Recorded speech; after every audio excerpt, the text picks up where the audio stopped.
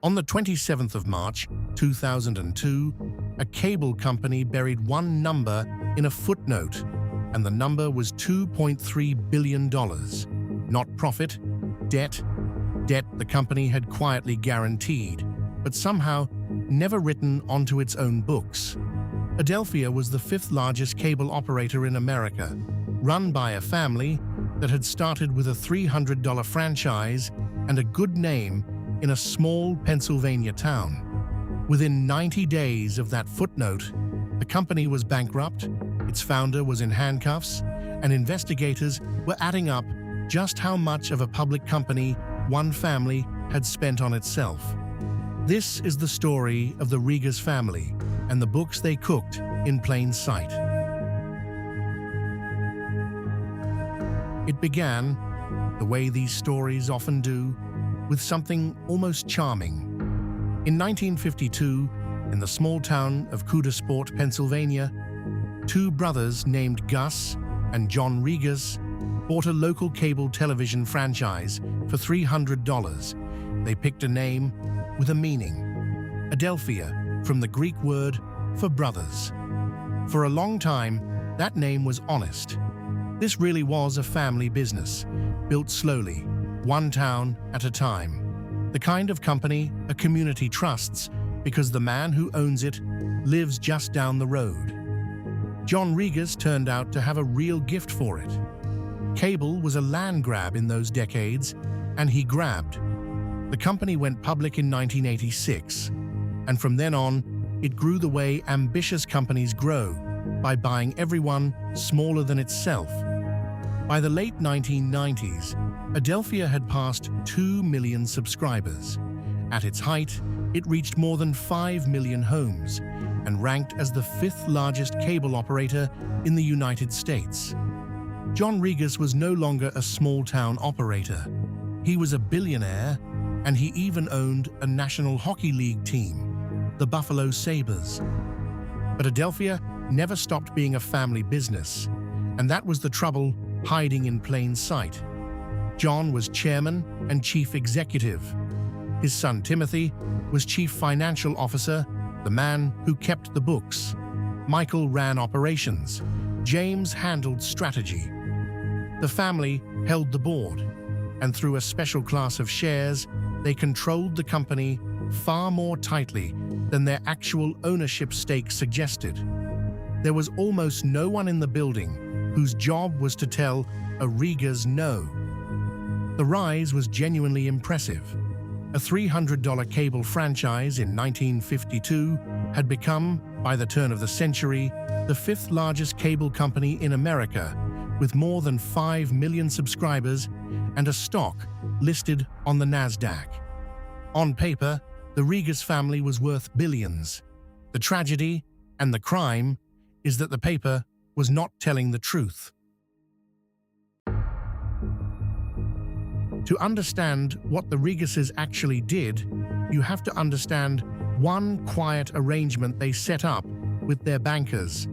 The family owned a string of private companies on the side, businesses that were theirs personally, completely separate from Adelphia. And starting in the middle of 1999, they began borrowing money through a system where Adelphia and these private family companies took out loans together, side by side, jointly. It sounds technical. It was actually very simple and very clever. Under these co-borrowing deals, Adelphia, the public company, was on the hook for the whole loan. If the family's private side could not pay, Adelphia had to. Its shareholders carried the risk. But the debt itself was recorded over on the books of the private Rigas companies, not on Adelphia's balance sheet. So the shareholders who owned the risk could not actually see the liability. The danger was theirs. The disclosure was nobody's. And what was all that borrowed money used for? Some of it ran the cable business, but a great deal of it flowed the other way, into the family's own pockets and projects. The Rigases treated the company's cash management system, the central account where Adelphia's money pooled, almost like a personal checking account. Company money and family money washed together until, by their own design, it became very hard to tell whose dollar was whose. When prosecutors later traced where the money went, the list read less like a corporate scandal and more like a billionaire's wish list. The family had Adelphia buy 3,600 acres of timberland for $26 million for a very simple reason. John Riggers did not like the idea of anyone building where he might see it from his house. So the company bought the view. They started laying out a private golf course on family land at a cost of around $13 million of shareholder money. It got smaller and stranger from there.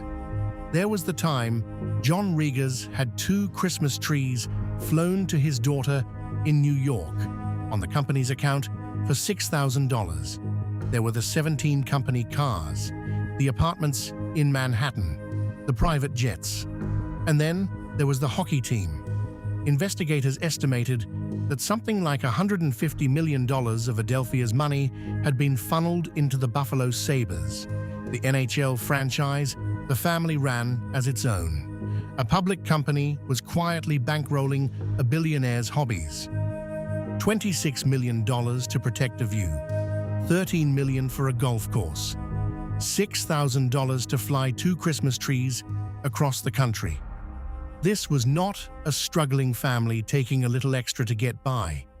This was the casual spending of people who had simply stopped seeing any line between the company's money and their own, and every dollar of it belonged legally to Adelphia's shareholders. Exactly how much the family took depends on how you count it. Prosecutors proved that the Riggerses stole roughly $100 million outright for the jets and the timber and the rest of it. But the larger figure, the one that captures everything they ran through, that tangled cash management web, including hundreds of millions spent buying Adelphia's own stock to prop up the price, climbs past $1 billion. And the looting was only half the fraud. The other half was the lie that kept it hidden.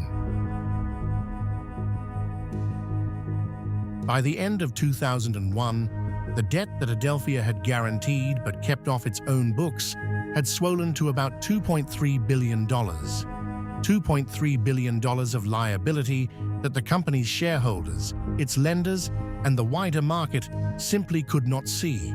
For the year 2000 alone, regulators would later say Adelphia had improperly kept $1.6 billion of debt off its balance sheet and overstated what the company was actually worth by another $375 million. Hiding the debt was not enough on its own. To keep the story believable, the numbers sitting on top of it had to keep looking healthy too. So Adelphia inflated the figures cable investors watched most closely, the subscriber counts and the cash flow measures. So the company always seemed to be growing comfortably into its enormous obligations. And all of this passed through an audit. Deloitte and Touche, one of the largest accounting firms in the world, signed off on Adelphia's books year after year without raising the alarm. $2.3 billion in debt, hidden off the balance sheet. At least $100 million stolen outright for the family's personal use. $375 million of value that was simply not there. Adelphia's accounts were not a little optimistic. They were a work of fiction, and the family writing them was running out of time to keep the pages turning. The end did not arrive with a raid or a leak or a whistleblower on television. It arrived in a footnote.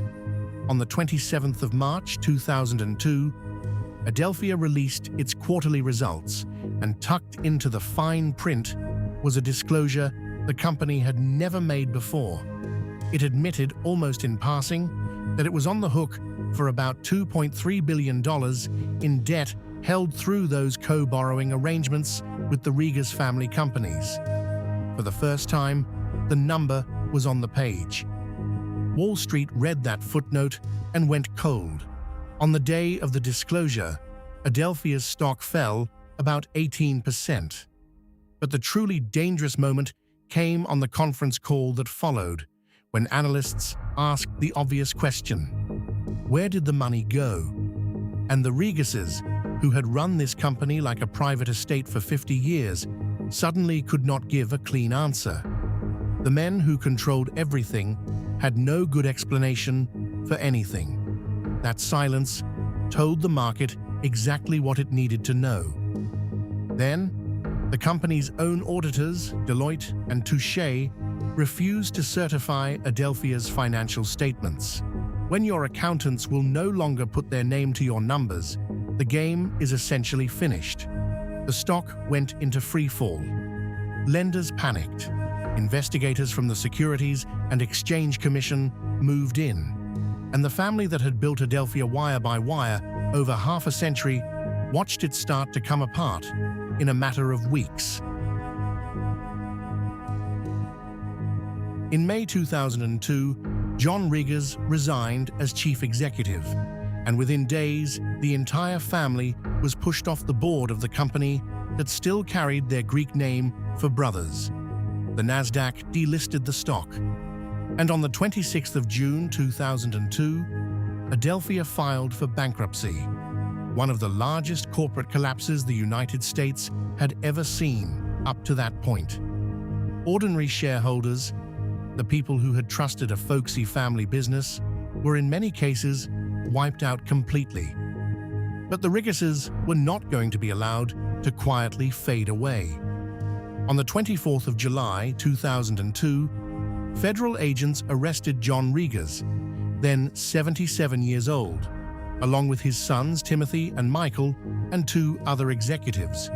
They were handcuffed and walked in front of the cameras, the so-called perp walk, in a summer when America was already furious at corporate executives after Enron and WorldCom. The image of an old man in handcuffs became one of the defining pictures of that whole era of fraud. It all moved with terrible speed. An 18% drop on the day of the footnote. Bankruptcy by the end of June. And by September of 2002, a grand jury in Manhattan had handed up an indictment with 24 criminal counts of securities, wire, and bank fraud against the men who ran Adelphia. The family that had treated a public company as a private bank was now going to answer for it in a federal courtroom. The government's case got a great deal stronger when one insider decided he did not want to go down with the family. James Brown, a senior finance executive who had helped engineer the co-borrowing scheme, pleaded guilty in November 2002 and agreed to testify. Brown knew where the bodies were buried because he had helped bury them. On the witness stand, he walked the jury through exactly how the debt was hidden and the numbers were dressed up, often in the family's own words. The trial ran for months, and on the 8th of July 2004, the jury delivered its answer. John Regus, the founder, was convicted on 18 of the 23 counts against him. Timothy Regus, the chief financial officer, the son who had kept the books, was convicted right alongside his father. The jury could not reach a verdict on the third brother, Michael, and another executive was acquitted outright. But for the 2 men at the very center, the founder and his money man, the verdict was guilty. In June 2005, the sentences came down. John Regus, 80 years old and seriously ill, was sentenced to 15 years in prison. His son Timothy was given 20. On appeal, those terms were later trimmed to 12 and 17 years, but the men were going to prison either way. And to settle the civil side, the Regus family agreed to forfeit around $1.5 billion in assets, part of a $715 million settlement meant to compensate the people they had defrauded. The Reguses were not the only ones who paid.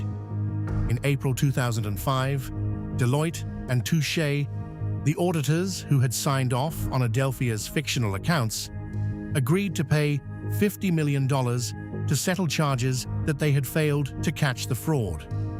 At the time, it was the largest penalty an accounting firm had ever paid. The message to the entire industry was blunt. A clean audit was supposed to mean something, and at Adelphia, it had meant almost nothing. Adelphia itself did not survive, but pieces of it did. In 2006, the company's cable systems, the actual wires running into more than 5 million American homes, were sold off to Comcast and Time Warner for about $17.6 billion. The name Adelphia vanished from the market, and the scandal, sitting right beside Enron and WorldCom, helped push Congress to pass the Sarbanes-Oxley Act, the law that tightened the rules on exactly the kind of accounting tricks the Regus family had used. As for John Regus himself, the story has a strange, quiet ending. He went to prison in 2007, an old man in his 80s. In 2016, with terminal cancer, he was granted a compassionate release. He died in 2021, at the age of 96, in the same corner of Pennsylvania where almost 70 years earlier, he and his brother had bought a cable franchise for $300. He had built something real, and then he had stolen it out from under the people who believed in him. $17.6 billion for the cable systems, $50 million from the auditors who looked the other way. A founder who died a convicted felon at 96. The empire that began with a $300 franchise ended as a cautionary tale, taught in business schools and written into federal law. Adelphia is gone. The reason it fell is not. Here is the part of the Regus story that should stay with you. They did not start out as crooks. They built a real company, in a real town, over 50 real years. The fraud crept in slowly, one blurred line at a time, until a family genuinely could not tell the difference between their own money and the money other people had trusted them to hold. That is how most of these stories actually work. Not one giant theft, but 1,000 small permissions, until the books are so tangled that the only honest number left is the one hidden in a footnote. If this is the kind of story you want more of, subscribe, and I will keep the books open. This has been Cooked Books.